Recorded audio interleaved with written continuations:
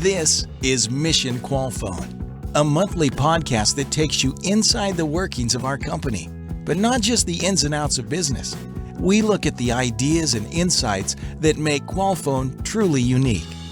As a company, we are committed to being the best and making each person's life better. Join us as we get to know and learn from people from across the organization. What's their story? What have they learned? And how do they live out Qualfon's mission? Welcome to Mission Qualfon. Good morning, good afternoon, good evening, and welcome to Mission Qualfon Podcast, episode number 45. Hello, Jeremy. Hi, Marisol. And man, it's just flying by. We're up to episode 45 already. It's crazy. And I don't know if you are aware of this, but it's our anniversary. It's 2 years.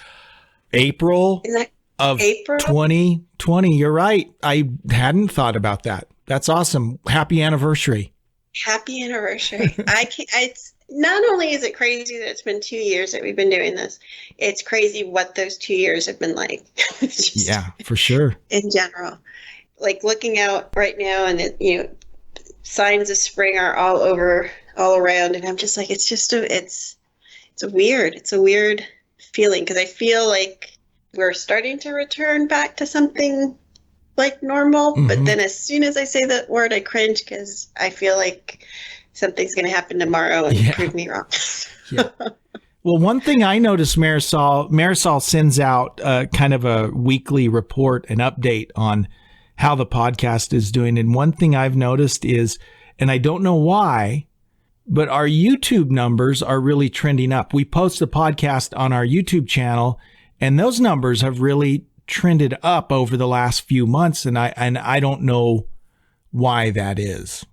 Yeah, we don't know why. We don't have the data behind it, but it's exciting. Yeah, and great. We should clarify, it's YouTube that's the audio of this podcast because you and I don't actually do video podcasting, which is the thing that we're not doing. Right.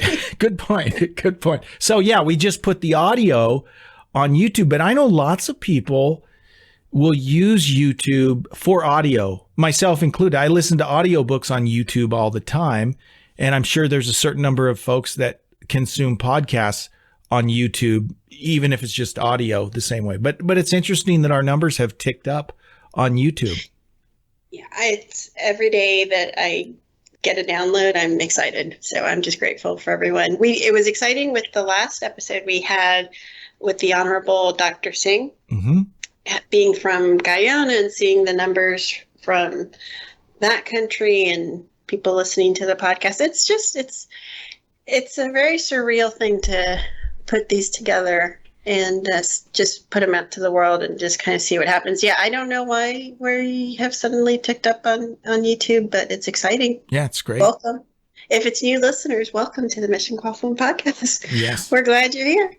And if you are new, this is a great episode to start in. I love when someone goes back to the beginning and binges. That's lovely, and I love that. Mm-hmm. But it's also kind of cool that people can pop in and out of our episodes depending on what they might be interested in. And this is one of those that I think it doesn't matter what industry you're in, you could listen to this episode and enjoy it for what it is, because we have the amazing, high energy, motivational, I call her the one name Marvel, mm-hmm. Miss Marvie Wright. Yes, on the podcast. Known throughout the company as Marvie. She is exactly as you described. She is our VP of Learning and Development. So we have multiple accounts in the company, as you can imagine, and all of those accounts have their own new hire training programs. It differs from account to account, and Marvie's team handles all of that. So imagine coordinating new hire training for literally dozens of different accounts. And on any given week, there might be 30 or 40 new hire classes starting across the company. She and her team handle that. So it's pretty amazing. Yeah. And, every company, every industry, there's a training component to it. And to hear how she got to this position and how excited and how much she loves doing what she does. I mean, just it's very evident. It makes our job super easy. Absolutely. And with no further ado, let's welcome Miss Marvie Wright. Welcome, Marvie. Thank you, Marisol. Thank you, Jeremy. I'm so excited to be here today. Okay, can I say why I'm super excited to have you on? Because it's a Friday afternoon, and you have literally just made my Friday, my weekend, and I'm so excited because you're going to tell us a little story about our podcast kind of did a cross section with your department, and it just made me really happy. Do you mind telling the story? Because you were telling it before we were on mic, and both Jeremy and I were like, can you tell the story in the podcast? Absolutely. I'd be excited to tell you this story. So this has been such a valuable tool for our organization. So both of you, thank you for doing this. But you don't really realize how effective it is until people bring you these type of stories. So I've been interviewing all week, and we interviewed a particular candidate, and she had actually listened to every podcast that you've ever produced. Wow. And each one of her sections of her presentation that she put together for her interview, she quoted one of your presenters. She quoted Mike Merrill. She quoted Tracy Flanagan. She had so many quotes in there. And I was just so impressed and so very excited that not only was she learning more about our organization, but she actually was hanging on to the words and quoting. And I said to her, I was a little bit nervous about doing the podcast earlier, but now I'm extremely nervous about doing it because there's people out there that's going to write down what you say and hang on to your every word. So I thought that was a great testimony for the two of you and the great work you're doing. And thank you. And you don't have anything to be nervous about. The hope is, and what I think we've been pretty good at doing, Jeremy, is at some point you're going to forget that we're doing a podcast. It's just going to become a conversation. Yeah. And then I think what the audience likes to listen to is that part of the, like they're sitting right there here with us having that conversation. But thank you. You have no idea how much you've just made my day. I can't wait for my next one-on-one. Yeah, me too. I was excited. I got my performance review coming up. This is all fabulous. So thank you. Thank you for sharing that story. And thank you to everyone who listens and downloads to the podcast. For sure. So Marvie, I wanted to grab some quotes of people who have described you, but it's words like dynamo, fabulous, whirlwind, high energy, like you. And I describe you as okay, she goes by one name, and that is Marvie. Tell us, how did you end up at Qualfon? How did you end up in the position running the training and development department? Training is a huge part of what we do, and how many people come in and through your department. It's a lot. So tell us, start from the beginning and tell us how you got here. I will. I can't start from the beginning because we would be here for 3 days. So I'm going to give you the short version of how I got here. I started my career, believe it or not, in entertainment. It's so funny because every career juncture that I've ever had, I start very low and end up very high. And that I have noticed a pattern of that in my life. So I started off acting on stage, and I ended up being a company manager of productions and actually writing my own production. So I toured the country for 17 years in a situation where I was only home 3 weeks out of the year doing entertainment.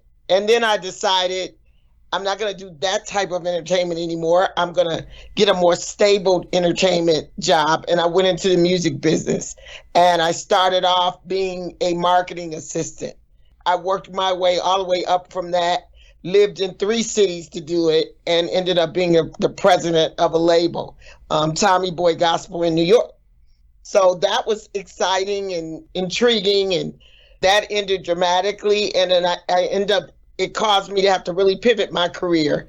And I got an invitation from a friend of mine to enter into sales. And I entered into sales, a unique sales opportunity though. I was working for a university selling enrollment. Mm-hmm. I was enrolling people for education. That's when I realized I have a niche for sales, one of my passions. I love it. I became very successful at it, started off as an agent, ended up all the way up to the director level, territory director level, where I was selling professional development to all of the major corporations in my territory. I was over 5 states. That also ended abruptly. The abrupt endings have a great pattern for me, caused me to pivot. And I wanted to stay in education. I wanted to stay in an area where I could contribute to learning and development. And I took a training management job here at Dialogue Direct at the time, and worked with a team. And it was awesome, that job, because it was a sales and training combination, which was what I had the background for. So we worked through that. Long story short, same pattern for me. I got intrigued about speech analytics, got involved in that, started doing some expansion things, ended up starting Dialogue Direct University. I got that opportunity, moved out of the training management area, went into training leadership, just like Jeremy and his department is doing. Then we met Qualfon. We were so excited to meet them. And they already had a wonderful program established in that area. So here I am, I'm pivoting over to learning and development, which is where I am now. I started off just being a director in this department and worked my way up to the vice president of this department. So Marisol, let me just jump in here because Marvie didn't say anything about this. During all of this, by the way, she completed a master's degree in education. I love that. Can I just comment on a couple things on your story? So, how awesome a story is that? And also, like Ellie, I'm a little jealous because you got to be like a New York City girl, or woman, I should say, which is something, an unfulfilled dream of mine. And, well, not really. I got to do DC, but I never had the city, New York. And certainly not a president of I bet you have some stories. I do have some stories, but you know what, Marisol, when I was living in New York, I was so aware that I said to myself every day that I woke up, these are the best years of my life. And I lived them that way. And it turns out I was right. Something about that experience, those were the best years of my life. I love that. Well, the other thing I want to say about the story, because I'm hearing it for the first time, is I love to see how I love the pivots. I felt I've had pivots in my career. The pivot is just, I think, can be awesome because it can be creating your perfect vocation. Like sometimes I freeze up about this idea of like, there's going to be this one perfect job for me. And what I've kind of loved to do is I love to pivot. I get excited about the new opportunities and the new, the changes in my career. So I don't know. I value the pivot. So yeah, pivot creates diversity in your experience, and it really adds to your journey. Yeah, it does. It does. And look how you like all those departments that you have experience in, sales and operations, training, and it leads to where you are today, which I kind of feel. I mean, our paths have crossed a few times at Qualfon, and you just have a high energy passion for this. Like you seem, I don't mean to put you on the spot, but you really truly seem to love what you do. I do. And it's so amazing. Most people don't find their passionate areas to start with. But then when you do find it, most people don't get the opportunity to work in your passionate area. So I've done both. I know this is my passionate area, and I work in it every day. So we say in our department, we would do this for free. And it's just because we love it so much. And you get to get paid for it. So I bring to work every day my excitement and my enjoyment for just being here. So Marvie, let me ask you this. And Marvie and we're on a lot of calls together because what we do is kind of similar, kind of overlaps. We're both kind of in the learning and development side of the thing. But the thing about Marvie is an organization our size and the nature of what we do. I mean, there are some weeks when Marvie might have 15 new hire classes starting across the organization in various accounts.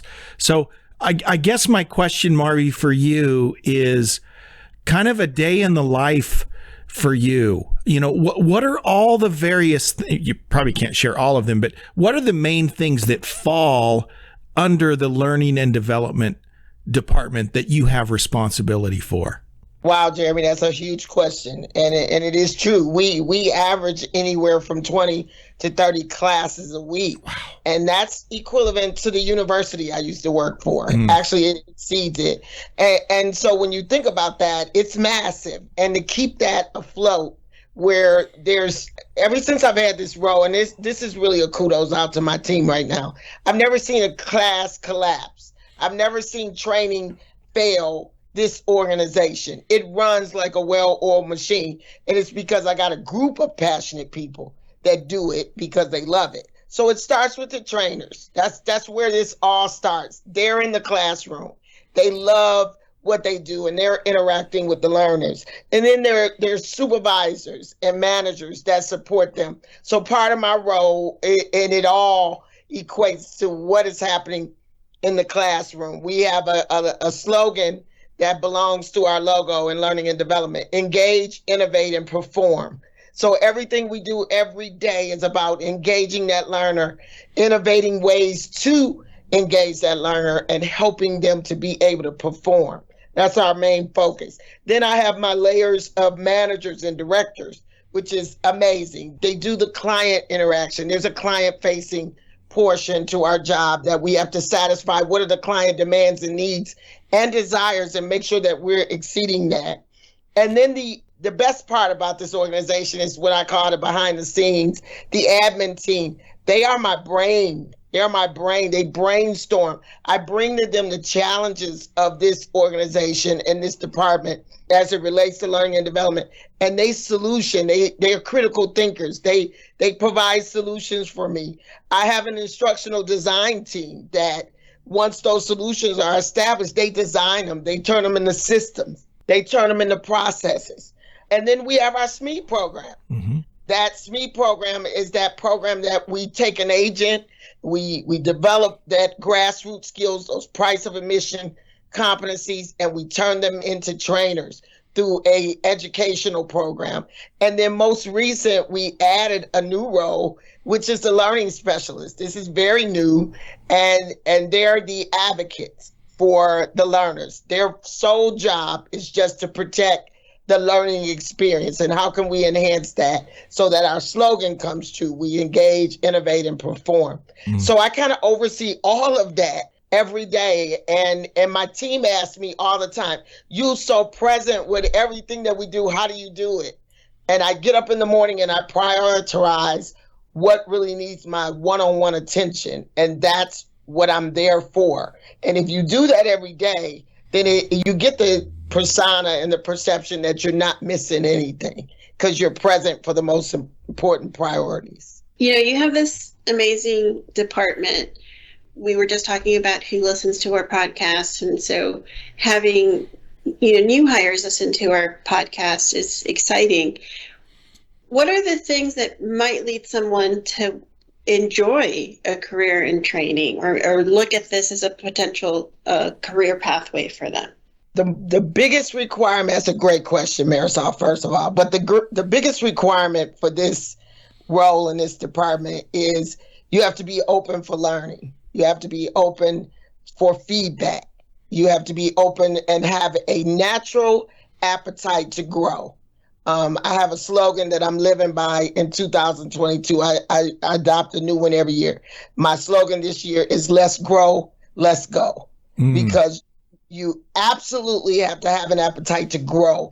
And once you have that appetite, it's just transferring that passion down to the people that you engage with. It's transferring those skills. How do you grow? How do you learn? How do you accept feedback? How do you self-evaluate to make sure that every day you're getting better at what you're doing? And that's really all we're teaching. So that's what's required to be in this department. I heard something this week that really stuck with me. It's like, we're just looking for people with the basic skills. If you have the basic skills and the desires, we can ignite everything else. I know one of the things that I know about Marvie is she is passionate about development, right? People having an opportunity to develop themselves, specifically about leadership. So, Marvie, I just want to ask you, what are some of the, I know you've been through the John Maxwell training, you're certified in that. What are the things that really motivate you in terms of leadership? And then what are the lessons that you really like to pass on to those people that you're developing? That's a great question. What motivates me is I would have to say challenge. You would have to say challenge. Entering into an area for which you don't have a plan, you don't have a strategy, and you're not even sure if you understand all of it, is what ignites me and what motivates me, because I love to learn and I love to grow. And learning is something all of us own. We tend to think that it's given to us by other people, but it's not. You own it. You own the depth of it. You own the intensity of it, and you own the effect of it. And so just grab a hold of a great appetite to learn and develop yourself. And then that becomes your driving force every day. And I learned, my team will tell you, I learn from everything that I do. We just finished doing a series of interviews this week, and I've learned so much from just doing the interviews. I just don't sit there and try to find a candidate. I'm listening and I'm learning, what can I do better as a visionary and a head of this department where these outcomes can become stronger? How can I feed the desires and their pathways that they have to become more developed and understand more about our business and our operation? This is a massive machine. And I just expressed to someone the other day, we have such an advantage. We're a global organization, and we get to learn about so many different cultures and so many different ways of life, but we come together collectively to achieve a common goal. What an amazing place we work. I got really excited when you used the word visionary, because I love that. I love that our leadership, that's what I look for in our leadership is we are fantastic at the day-to-day, but tell me about the future. Like, what do you see? You got to dream it to achieve it. So what do you see? And I love that that's part of your outlook in leading this, like you said, a huge part of our organization. So Marvie, one of the projects that you and I worked on was a new hire booklet that we share during our new hire trainings. And, that process was my first introduction to you. And what I immediately appreciated about you and your department was you wanted to know what our new hires think. You wanted to know what they thought about the booklet, about these particular questions, and you are very friendly about feedback and the communication processes. And like Jeremy said, your department touches almost every single one of our new hires. My question is, okay, you've got the basic stuff, the normal onboarding questions you have to do. You've got the normal training that you have to do for whatever client that we are hiring for. You've got all that. And then you got the mission, which, we've got 45 episodes trying to do the mission justice and trying to explain it. And sometimes, I've just come to the realization people will get it when they get it, and it'll happen. It's like popcorn. It'll pop when it's ready to pop. What's it like introducing this concept of the mission to our new hires? That's a great question, Marisol. And I just have to say something about the mission before I answer that. I've worked in a lot of different organizations, but most organizations that I've previously worked for, the mission is about corporate advancement. It's about the bottom lines. It's about collectively coming together with some synergy to achieve a corporate goal. Here we work at Qualfon, and the mission is a huge WIFM. It's what I call what's in it for me. It's a huge WIFM. This mission for this organization is about making my life better. It's about what can I do to make others' life better as a mission leader. we are the mission. The mission is not a statement. The mission is us. And so that's the perception that we take when they enter into their first learning experience. Now it comes to life. You've read about it, you've heard about it, you've studied it, I'm sure, on the websites. But when you walk in the doors, now it comes to life. Now you get to see who we are, why we're passionate about what we do, and the family environment that we hinge on with our strides and our principles that we live by. And I promise you, Marisol, and I'm not really just making this up. Sometimes I get to some tough decisions in my leadership, and I pause and I think about the mission. And I say to myself, am I making this person's life better? And it guides me back to the right pathways. So we've all taken this very seriously, and we know we are the first step to the realization of that mission. And we want to continue, not just to bring it alive, but to bring it alive with our passion and our excellence. That's what we strive to do every day. I do that too. I use the mission, not just in work. I kind of feel like I use it as a lifestyle decision sometimes.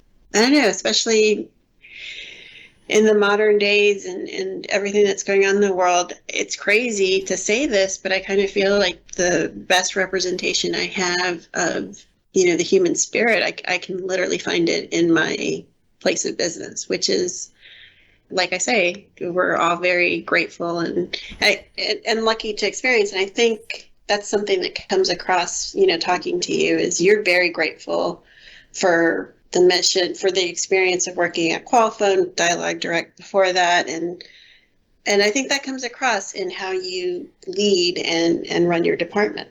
Can I tell you a story I've never told anyone? I've told a few. I love those. Yes. Okay. One day I was driving to work and I stayed in my car a little longer than normal, and I prayed. And at this time we were just Dialogue Direct.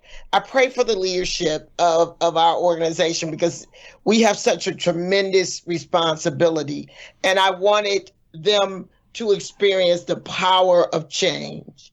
And that was specifically my prayer, that this organization, through our leadership, would experience a power of change.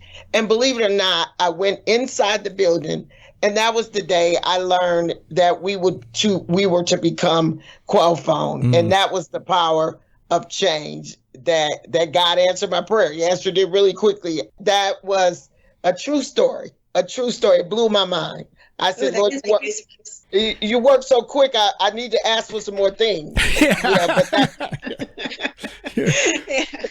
Yeah. When I realize my prayers are answered, I'm always like shocked. Like literally my jaw is like dropped, because it's nothing like I can imagine. I couldn't make up the story of ending up at Qualfon.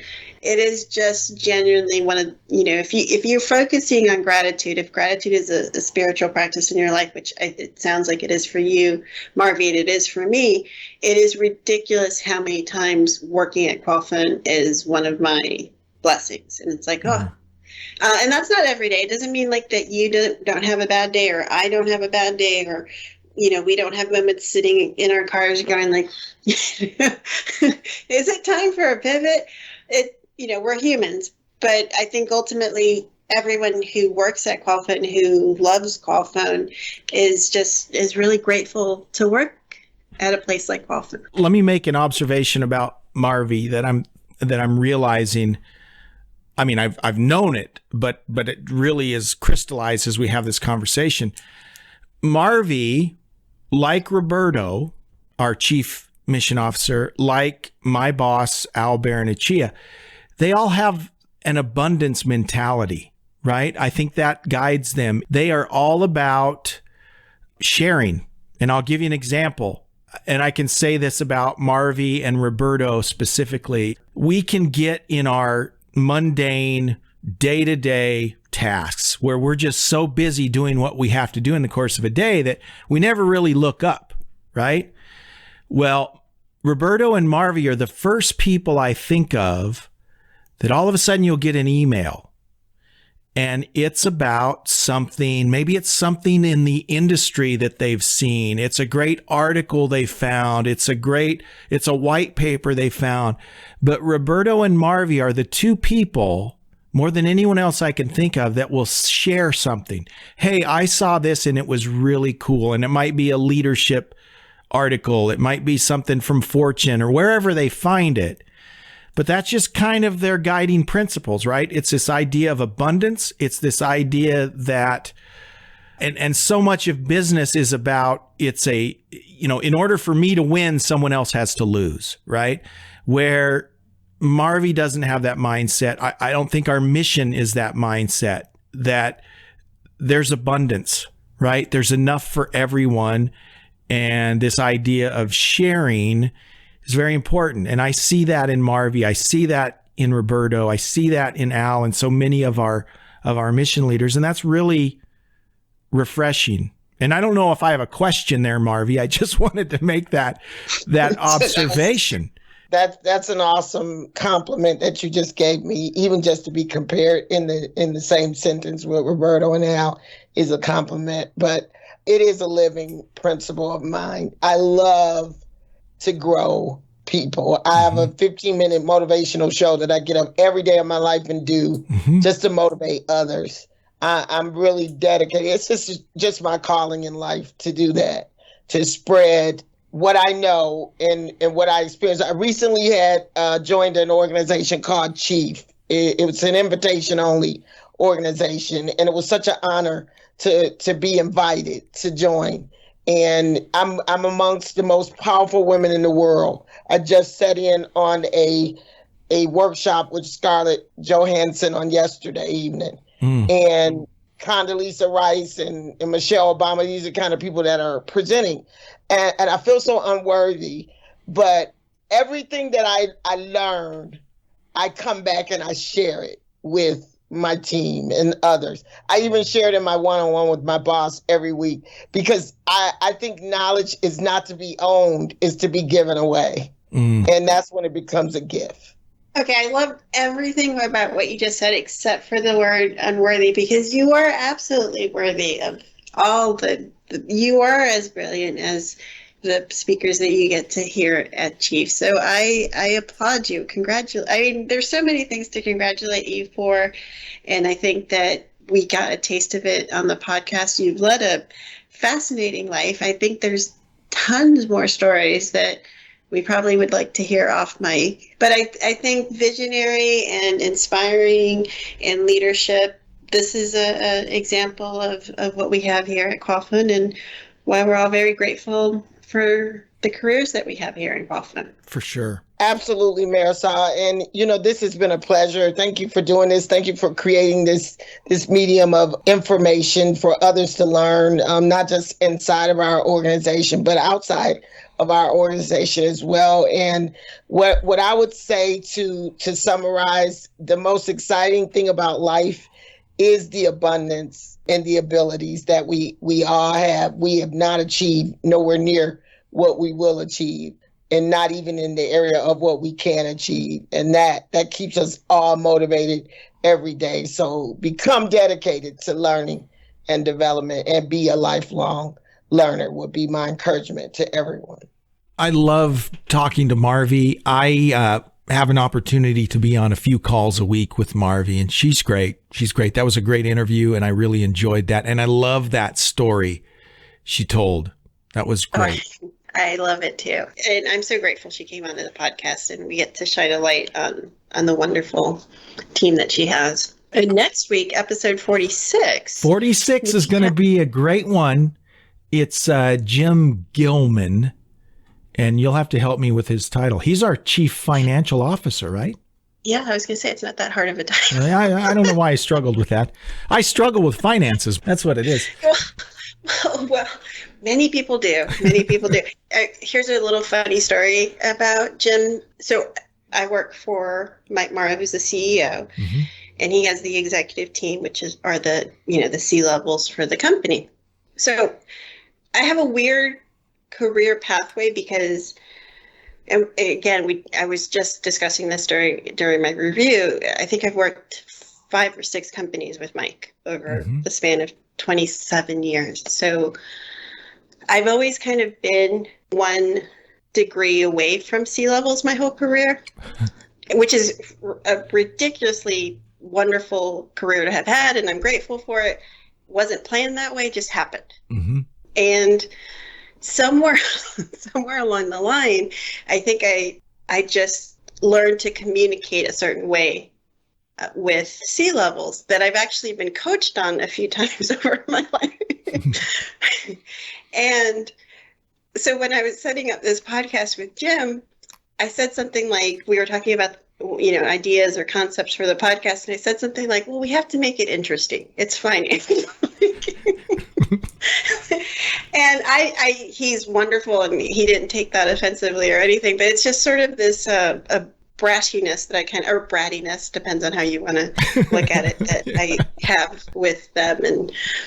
But we came up with some good stories and concepts, and I'm excited to have him on the podcast. But I was kind of hard on them, like, well, you have to be interesting, you can't just come on the podcast. And I am sure he's going to be interesting, because I know I shouldn't have favorites, but he is actually one of my favorites on the executive team. He's a great chief financial officer, and I can't wait to highlight him. Yeah, I'm looking forward to it. I've had the chance to work with him on a couple different things, and I think it'll be an interesting episode. Yes, I'm looking forward to it. Again, everyone, thank you for tuning in and listening.